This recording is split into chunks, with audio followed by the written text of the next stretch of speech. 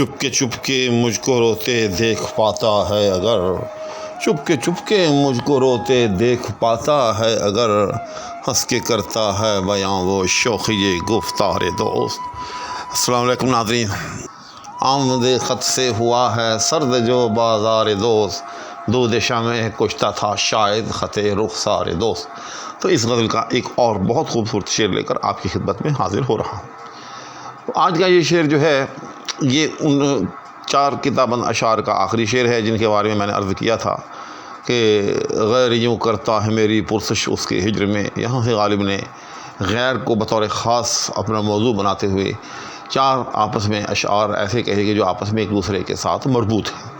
تو ان میں آخری شعر ہے جو اس وقت آپ کی خدمت میں پیش ہے اور بلا تاخیر اس کی تشریح آپ کی نظر کی جاتی ہے۔ غالب کہتا ہے کہ چپکے مجھ کو روتے دیکھ پاتا ہے اگر، کہ وہی غیر جس کے بارے میں غالب مسلسل جو ہے وہ بیان کر رہا ہے، اس کی جبلت، اس کی خصلت، اس کا طنز، اس کا جلاپا، اسی حوالے سے کہتا ہے غالب کہ چپکے مجھ کو روتے دیکھ پاتا ہے اگر، کہ یہاں میں سمجھتا ہوں کہ لفظ چپکے جو ہے اس میں ذو معنویت ہے۔ یہ چپکے جو ہے اس کا تعلق ناظر کے ساتھ بھی ہو سکتا ہے، اس کا تعلق منظور کے ساتھ بھی ہو سکتا ہے۔ اب یہ ناظر اور منظور جو ہے یہ کوئی شخصیات نہیں ہے، مطلب یہ ہے ناظر کا کہ دیکھنے والے کے ساتھ بھی ہو سکتا ہے، اور منظور کا مطلب جس کو دیکھا جا رہا ہے اس کے ساتھ بھی ہو سکتا ہے۔ کیا مطلب؟ یعنی چپکے مجھ کو روتے دیکھ پاتا ہے اگر اس کا تعلق غیر کے ساتھ ہو، ناظر کے ساتھ ہو، دیکھنے والے کے ساتھ ہو، تو اس کا مطلب ہے کہ غیر جو ہے وہ اس تلاش میں رہتا ہے کہ غالب اس وقت کیا کر رہا ہے، اور بطور خاص جب اس کو روتے ہوئے دیکھنا چاہے تو پھر وہ چپکے ہی دیکھے گا، کیونکہ اگر اس کو وہ سامنے آ کر غالب کو دیکھنا شروع کر دے تو غالب جو ہے وہ ظاہر ہے خاموش ہو جائے گا، کیونکہ رقیب کے سامنے آنسو بہانا اس سے بڑی ذلت کیا ہو سکتی ہے۔ تو اس لیے وہ اس کو چھپ کر دیکھنے کی کوشش کرتا ہے، چپکے دیکھنے کی کوشش کرتا ہے۔ اور اس کے برعکس اگر اس کا تعلق منظور کے ساتھ ہو، یعنی جس کو دیکھا جا رہا ہے، یعنی رونے والے کے ساتھ ہو، تو پھر چپکے مجھ کو روتے دیکھ پاتا ہے اگر، یعنی غالب کو جو ہے وہ چپکے روتے ہوا جو ہے وہ دیکھنا چاہتا ہے یا دیکھتا ہے، کیونکہ ظاہر ہے کوئی بھی رونے والا، خاص طور پر جو عاشق ہو، وہ کبھی بھی نہیں چاہتا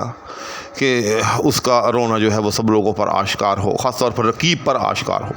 کیونکہ اگر رقیب پر آشکار ہوگا، رقیب پر ظاہر ہوگا تو وہ تو مذاق اڑائے گا، ہنسی اڑائے گا،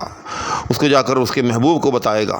جس سے اس کی ذلت میں اور جو ہے وہ اضافہ بھی ہوگا۔ بہرحال چاہے تو وہ رقیب چپکے اس کو دیکھ رہا ہے، یا غالب جو ہے وہ چپکے رو رہا ہے اور رقیب اس کو دیکھ رہا ہے،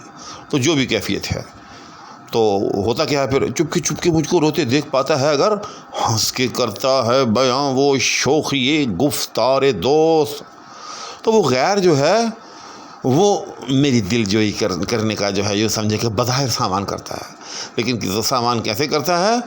ہنس کے کرتا ہے بیاں وہ شوخی گفتار دوست۔ گفتار دوست کی شوخی یعنی محبوب کا جو انداز تکلم ہے، اس کی جو دلکشی ہے وہ میرے سامنے بیان کرتا ہے، لیکن ذرا غور کریں کہ شروع ہنس کے کرتا ہے بیاں وہ شوخی گفتار دوست۔ یہ جو ہنس کے بیان کرتا ہے نا، سارے کا سارا شعر جو ہے جو سمجھے اس ہنس کے میں چھپا ہوا ہے، یعنی طنز کے طور پر کہ دیکھ تیرا تو یہ حال ہے کہ تو رو رہا ہے اور چپکے رو رہا ہے، جبکہ ادھر جو جانا ہے، جو تیرا محبوب ہے، وہ کس شوخی کے ساتھ جو ہے وہ محو کلام ہے، محو گفتگو ہے، اور اس کی پھر نقل اتار کے ہنس کے کرتا ہے بیاں وہ شوخی گفتار دوست۔ اس کی شوخی کو جو ہے وہ ہنس کے جو ہے وہ بیان کرتا ہے، ہنس کے اس کی نقلیں جو ہے وہ غالب کے سامنے اتارتا ہے۔ اس سے غالب کا دل جو ہے اور بھی کڑتا ہے اور بھی جلتا ہے کہ ایک تو وہ پہلے سے پریشان ہے، حتیٰ کہ ہجر میں، فراق میں محو گریہ ہے، رو رہا ہے، اوپر سے رقیب روسیہ جو ہے وہ اس کو جلانے کا سارا سامان جو ہے وہ فراہم کرتا ہے۔ تو ناظرین امید ہے کہ آج یہ 4 کتابند اشعار جو ہیں آپ کو مکمل طور پر سمجھ آ گئے ہوں گے۔ اسی کے ساتھ اب اجازت چاہوں گا، اس غزل کا اب ایک آدھ شعر رہ گیا ہے، وہ بھی آپ کی خدمت میں جو ہے پیش کرتا ہوں، اس کے بعد پھر کسی اور غزل کے ساتھ آپ کی خدمت میں حاضری دی جائے گی۔ اللہ حافظ۔